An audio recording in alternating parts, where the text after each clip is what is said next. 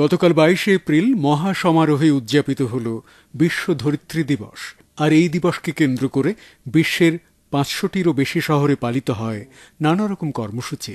এ উপলক্ষে শেরেবাংলা কৃষি বিশ্ববিদ্যালয় আয়োজন করে prospect of agricultural biotechnology for sustainable food security in Bangladesh শীর্ষক একটি সেমিনার, যার বাংলা করলে দাঁড়ায় বাংলাদেশের টেকসই খাদ্য নিরাপত্তায় কৃষি জৈব প্রযুক্তির সম্ভাবনা। আর এখন শোনাব এর উপর ভিত্তি করেই একটি বিশেষ বেতার ধারা বিবরণী। সেমিনারে শিক্ষক ছাত্রছাত্রী ছাড়াও বিশিষ্ট জনেরা সমবেত হন। সেমিনারে মূল প্রবন্ধ উপস্থাপন করেন বঙ্গবন্ধু শেখ মুজিবুর রহমান কৃষি বিশ্ববিদ্যালয়ের বায়োটেকনোলজি বিভাগের বিভাগীয় প্রধান প্রফেসর ড.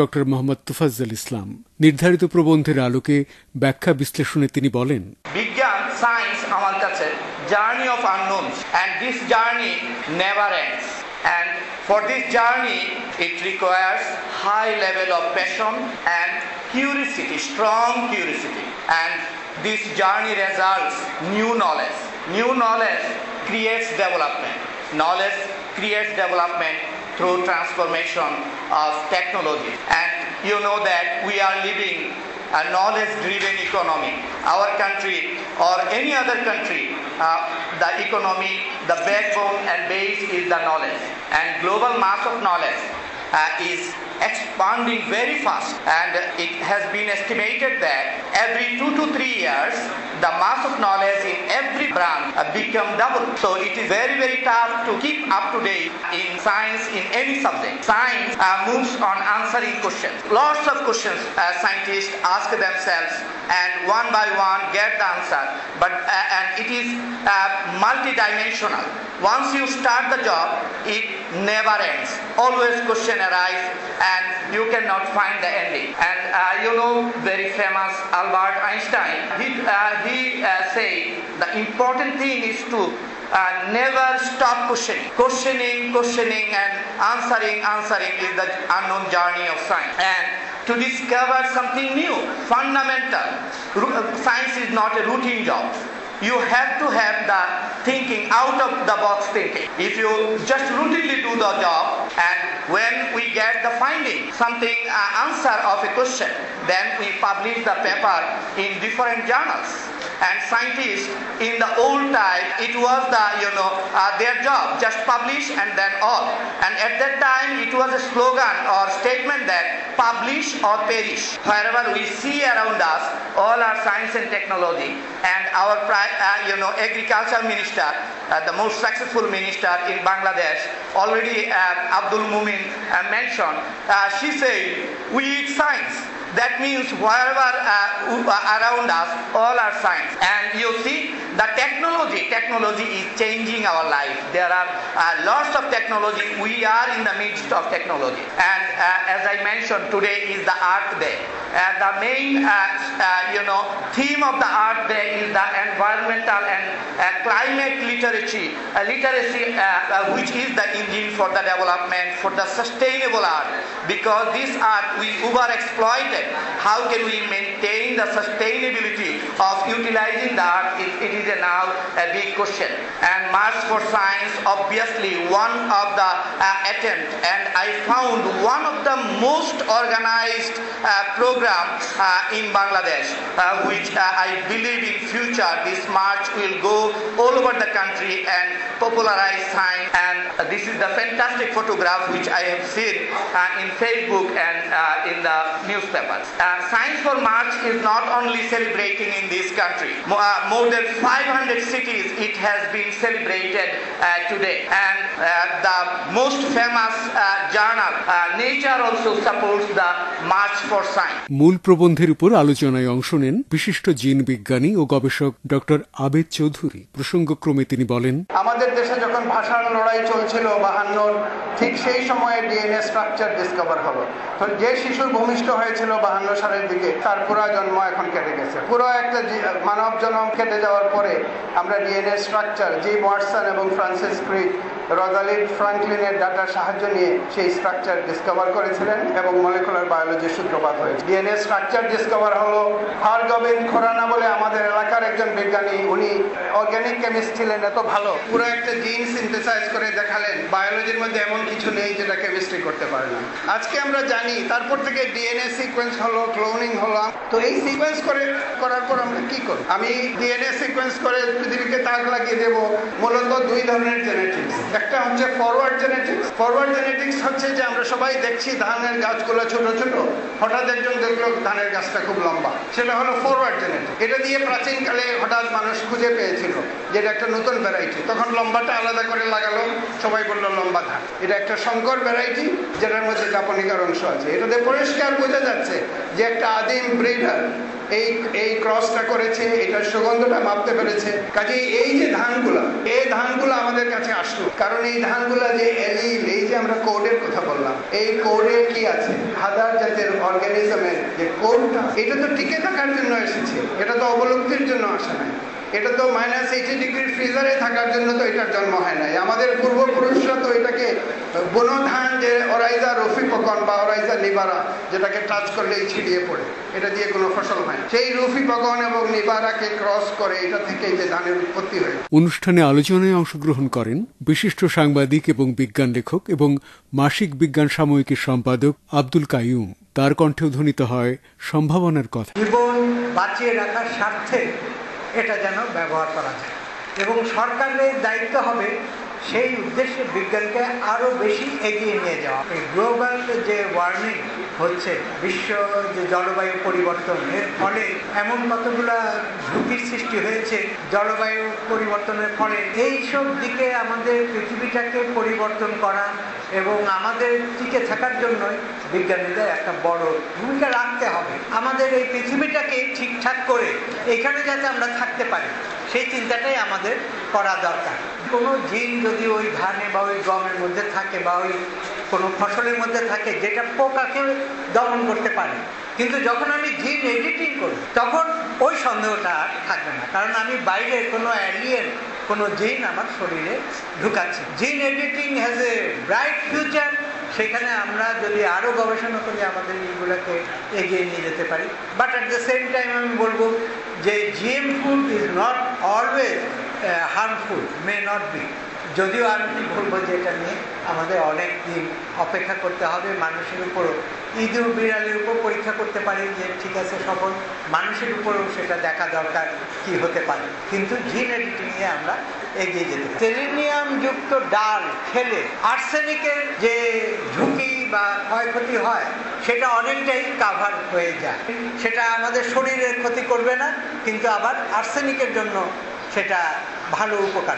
বিষয়ভিত্তিক সেমিনারে বিশেষ অতিথি হিসেবে উপস্থিত থেকে বলেন শেরেবাংলা কৃষি বিশ্ববিদ্যালয়ের treasurer professor doctor Mohammad Anwarul Haque বে।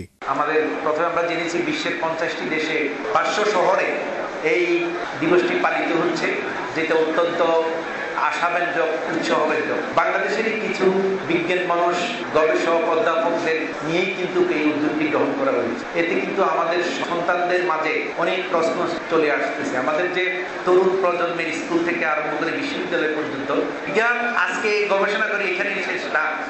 আমাদের কিনোট স্পিকার বলেছেন যে কোনো কিছুই আসলে বিজ্ঞানের স্থির না, এটা পরিবর্তন হইতেই থাকে। যে পৃথিবীর যেখানেই যা কিছু কিন্তু জেনারেশন হয় সেখানেই বাংলাদেশের অবদান থাকে। বাংলাদেশে আমরা হয়তো এরকম টিম নেই, এরকম বেসিক ওয়ার্ক কাজ করার লোক নেই বিদায়, কিন্তু আমরা মেধাবী যেখানে যাচ্ছি সেখানেই কিন্তু আমরা এটার স্বাক্ষর রেখে আসছি। তারপরে MIT আমরা জানি কি, মিসিসিপি ইনস্টিটিউট অফ টেকনোলজি, পৃথিবীর সকল মেধার সেখানে সমাগম। পৃথিবীতে যত মেধা আছে তারা বলতেছে কি, টাকা লাগবে না, তোমার মেধা থাকলে তোমাকে আমরা নিয়ে আসবো, শুধু পরীক্ষা দিতে হবে, পরীক্ষা দিয়ে যদি তুমি টিকে তোমাকে নিয়ে যাবে। তো এখানে একটা আন্ডার গ্রাজুয়েট করতে তোমার 7-8 কোটি টাকা খরচ হবে বাংলাদেশি কারেন্সিটা, 8 কোটি টাকা, কিন্তু বাংলাদেশের সন্তানেরা সেখানে ফ্রি অফ কস্টে পড়তেছে। এবং গত বছরের সেরা MIT উদ্ভাবক হয়েছেন এহসানুল হক।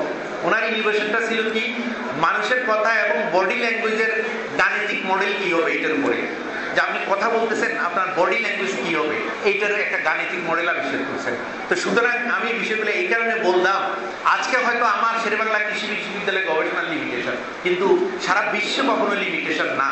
তোমার মেধা থাকলে সেটা প্রকাশ পাবেই। যে ফুড সিকিউরিটি, আসলে ফুড সিকিউরিটির ভিতরেই কিন্তু নিউট্রিশনাল সিকিউরিটি এমনিই আসে। যে আমাদের বক্তা বলেছেন যে আমরা 70-এর দশকে যখন 1.25 কোটি মেট্রিক টন ধান উৎপাদন হতো, এখন আমাদের সেটা 3 গুণ বেশি।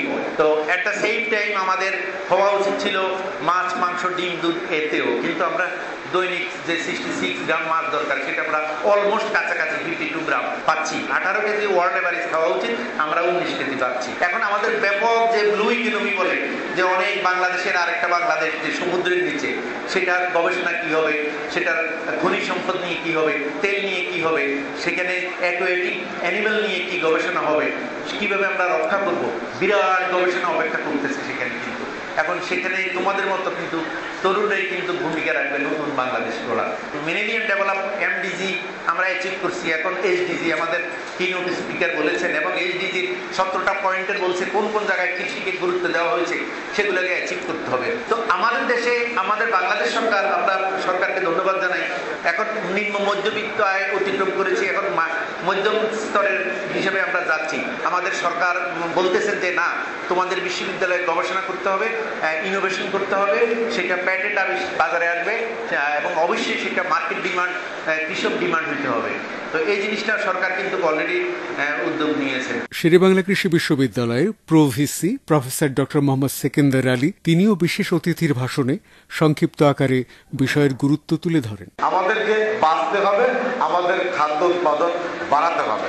তোফাজ্জল হোসেন আজকে যে প্রবন্ধ উপস্থাপন করলেন, তার ভিতরে অনেক বিষয়, একটু সামাজিক বিষয় আছে।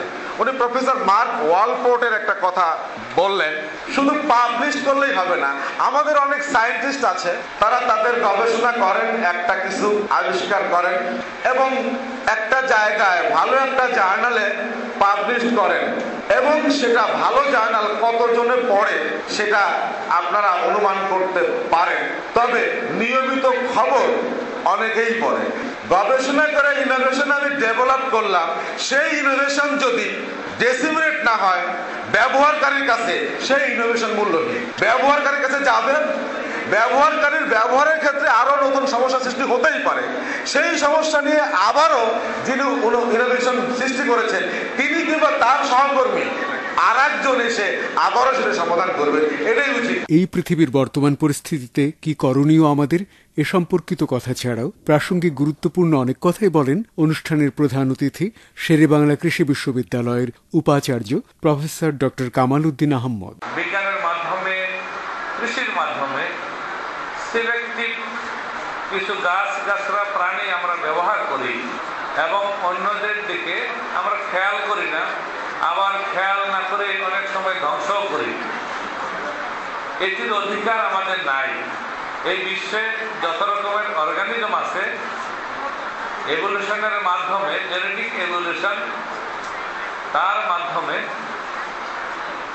একটি পর্যায়ে এসেছে বিভিন্ন নামে গাছ কিংবা প্রাণী, যাই হোক, সেটি সৃষ্টিকর্তা সৃষ্টি করেছেন উদ্দেশ্যমূলক ভাবেই। আমরা সেই সৃষ্টিকে ধ্বংস করে একেবারেই অজ্ঞানতার পরিচয় দিচ্ছি আজ পর্যন্ত।